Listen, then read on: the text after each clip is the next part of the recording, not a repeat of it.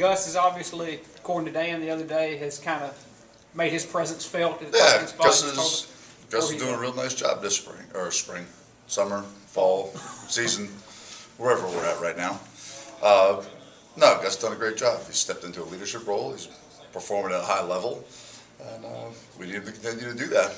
As I said before, that position can have a big impact on the offense. It's not the only position that can have a big impact, but it can have a big impact on being successful. If I said it once, I said it 100 times. We had a great offense. Malcolm was kind of the glue that held it all together. He didn't have the numbers for it. The offense is much more dangerous with a guy like that can do all those things. A lot of ways to be successful, but that's the best one, and hopefully we can keep that rolling with Gus and the other guys. Gus talked about he feels a lot more confident going into this season. Is that something you've been able to see on the take place on the field? All you have to do, and I know you guys don't get the chance to, but just watch him perform out there. It's a lot different.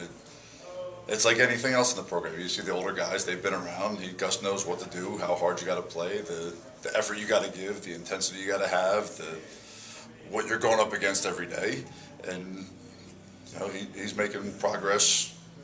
I hate to compare him to Malcolm because Malcolm's different, just like Malcolm is different than Marcus. But you look at him, relatively speaking, where Gus has come from to where he's at now, it's not even close. Still got a ways to go, but he's doing a real nice job, and you can just see the difference in his performance, his attitude, his demeanor, everything about him.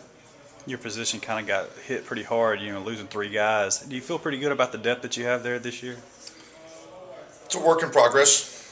It's better than it was in the spring.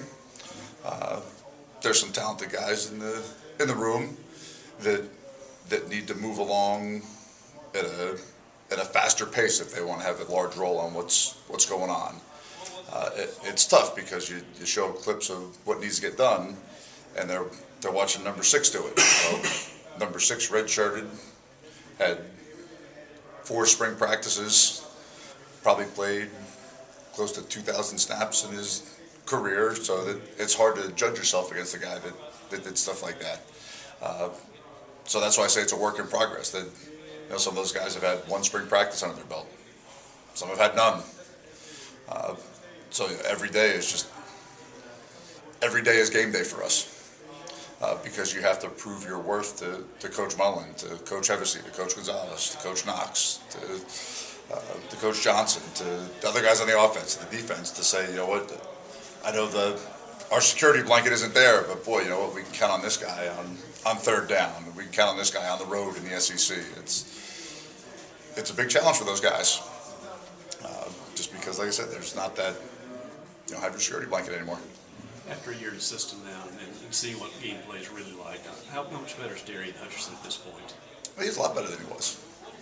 Yeah, I mean, Gus is still clearly the guy, but Hutch has probably made the most improvement of anybody in the room, and probably, I don't even know what today is. From when we scrimmaged to now, he's probably made the most improvement of anybody. And hopefully he can continue to do that, because that's going to be good for not only him, but it's going to be good for Gus. It's going to be good for everybody on offense. Obviously, he's a true freshman, a long way to go, but a lot of the older guys have mentioned that Justin Johnson has kind of picked things up quickly. What have you seen from Justin so far? He's an extremely talented young man. And you never want to put any pressure on him. If he's able to do it, he's able to do it. But just from a physical skills standpoint, again, you hate to jinx him, but he has a shot to be an excellent player for us to do. I hate doing it because it's disrespectful for Malcolm. It's disrespectful for the kid, but I mean, he could be an upgraded version of Malcolm Johnson if he keeps progressing in the right direction. If he has those same intangibles that Malcolm had, that he has a chance. Having the physical part of it, obviously he's got ways to go mentally, but having that physical part, is that kind of he has God-given ability that not everybody in that room has. There are things that he can do that not everybody just physically is capable of doing. They can still be successful at the same things that he's successful at, but he can do some things that some other people can't, and you just hope that the mental aspect, you hope that he's able to grasp so he can do those things on a Saturday evening. With Farad getting here late in the summer, how has he handled kind of conditioning and things like that this early on in camp? He's in a tough spot because he missed all the summer conditioning. Just puts you 2 months behind everybody, and you're already going from high school to the Southeastern Conference, and that's hard enough. Forget about not knowing anything when you walk in the door and you sit in the team meeting and you're trying to catch up with everything. But yeah, he's a guy that people are going to be excited about in the future, I think.